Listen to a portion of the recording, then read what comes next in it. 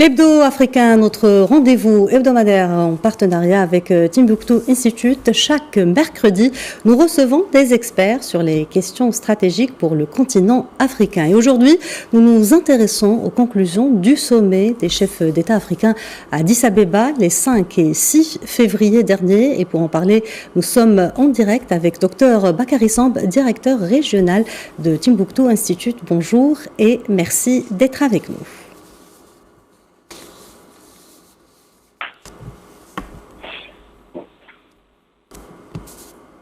Docteur Bakary Samb, vous m'entendez?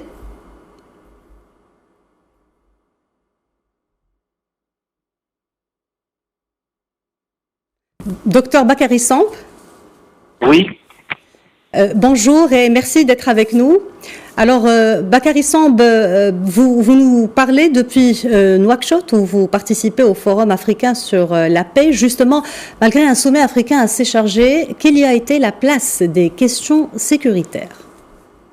Oui, les questions sécuritaires, comme vous le savez, ont occupé une large place lors de ce dernier sommet, avec les conclusions qui ont unanimement condamné les changements anticonstitutionnels dans la région. Et l'Union africaine même s'est émue de constater qu'il a jamais été aussi question de ces changements anticonstitutionnels, avec au moins la suspension de 4 pays en quelques mois, la Guinée, le Mali, le Burkina Faso et le Soudan.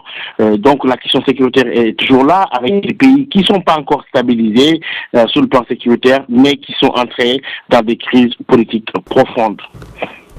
Le président Macky Sall a pris ses fonctions de président en exercice de l'organisation panafricaine à l'occasion de ce sommet.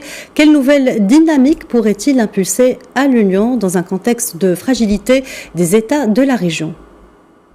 Oui, je crois que cette fragilité, elle est bien là. Au moment où l'Afrique devrait se concentrer sur les défis économiques tels que le président Macky Sall l'a avancé, en parlant de la question de la dette, de la question du financement du développement. Malheureusement, je crois que l'Afrique sera encore dans l'année qui vient préoccupée par les fragilités au Burkina Faso. On a vu au Mali aussi qui s'enfonce dans la crise, l'Éthiopie, mais aussi le Soudan et la Guinée, où la situation n'est pas encore claire. On parle même pas encore d'agenda pour revenir à l'ordre constitutionnel.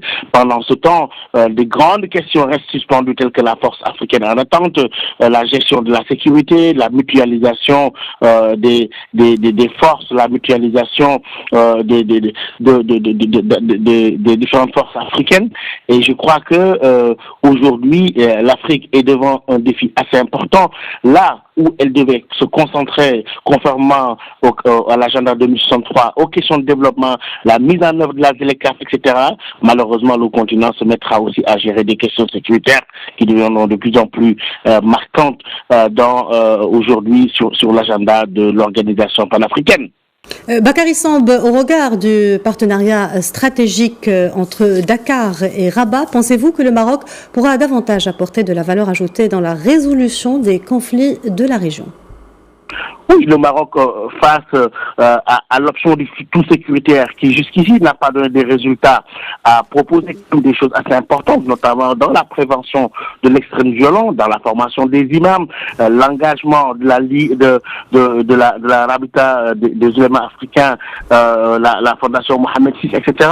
Donc un engagement qui quand même promeut l'approche holistique qui, au-delà de l'approche purement sécuritaire avec l'engagement militaire, sans même avoir un pied stratégique dans le Sahel, le Maroc, par son influence et par la solidité des liens avec des pays pivots comme le Sénégal, la Côte d'Ivoire, et dans le cadre de ces partenariats stratégiques, le Maroc est attendu au moment où on est en train de chercher des solutions alternatives. Je pense que le fait que ce pays se soit toujours concentré sur la question de la légalité institutionnelle, la question de se conformer aux différentes résolutions et sa neutralité objective et les liens d'amitié historiques qui les lient au continent et aux pays du continent depuis la stratégie du bilatéralisme sélectif jusqu'à son retour dans sa famille naturelle africaine, je pense que le Maroc peut être un pays très très important dans les années à venir pour en tout cas essayer de désamorcer